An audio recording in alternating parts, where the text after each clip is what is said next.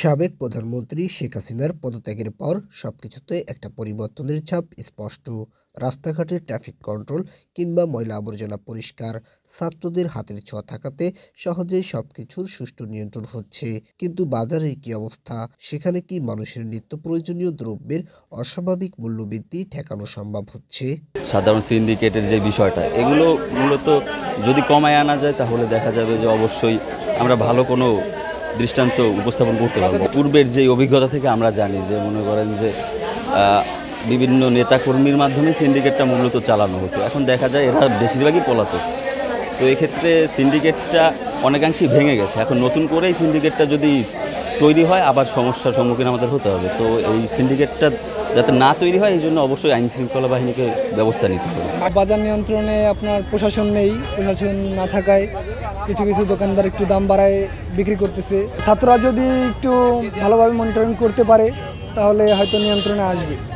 8 টাকা কেজিতে বাইরে গেছে, আরো কম হলে আমাদের জন্য আরো একটু ভালো হবে। আমরা তো দিন ইনকাম করে, আমাকে তো সম্ভব না 80 টাকা 100 টাকা করে চাল খাওয়া আমাদের পক্ষে সম্ভব না। এখন আমরা চাচ্ছি যাতে একটু কিছু কম আসুক। বাজারে দু একটি নিত্য প্রয়োজনীয় পণ্য বাদে বেশিরভাগ পণ্যের দাম কিছুটা ঊর্ধ্বমুখী। পেঁয়াজ, আলু, শাকসবজি, মরিচ সহ প্রয়োজনীয় তরিতরকারির দাম মানের পার্থক্য ভেদে 10 থেকে 20 টাকা পর্যন্ত বেড়েছে।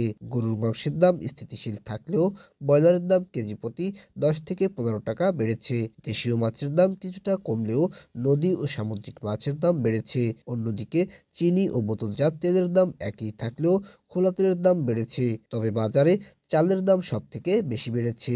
গত সপ্তাহের তুলনায় বস্তাপ্রতি বেড়েছে 200 থেকে 250 টাকা।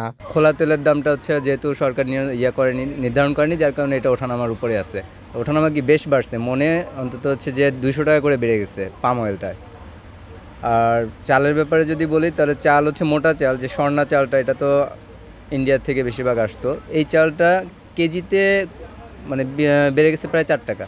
তার পাশাপাশি যে 28 চাল মোটা, এটাও হচ্ছে কেজিতে ওরকম বৃদ্ধি পাইছে, 3 টাকা 4 টাকা করে বৃদ্ধি পাইছে। তো মোটামুটি বাজারে চালের দামটা সব থেকে বেশি।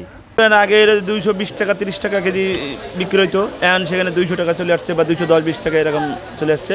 মানে কেজি প্রায় ম্যাক্সিমাম মাসে আপনার মনে করেন পার কেজিতে 10-20 টাকা এরকম ডিফারেন্স হয়েছে। সাবেক প্রধানমন্ত্রীর পদত্যাগের পর চলমান অস্থিতিশীল অবস্থাকে দাম বৃদ্ধির কারণ হিসেবে দেখছেন ব্যবসায়ীরা। তারা বলছেন, বিভিন্ন জায়গায় পণ্যবাহী ট্রাক আটকে থাকায় দাম কিছুটা বাড়তি। তবে যেহেতু অন্তর্বর্তী সরকার গঠিত হয়েছে এবং শিক্ষার্থীরা মাঠে থাকার কারণে দাম কমার প্রত্যাশাও করছেন তারা। সামান্য আগের থেকে দামটা একটু বেশি এই জন্য যে বাজারে গাড়ি ঘুরি আসতে পারতেছে না, মানুষ একটু আতঙ্কের মধ্যে আছে। কোনটা দিয়ে গাড়ি ঘুরি জ্বালায় না কি করে, একটা মানুষ একটা আতঙ্কের মধ্যে আছে, যার জন্য গাড়ি ঘুরির ভাড়া বেশি, গাড়ি ঘুরি আসে না, এই জন্য বাজারে একটু দাম বেশি। তাই কিছুদিন স্বাভাবিক, কয়েকদিন গেলেও ঠিক হয়ে যাবে সব। SM. Rohan, voice of tiger.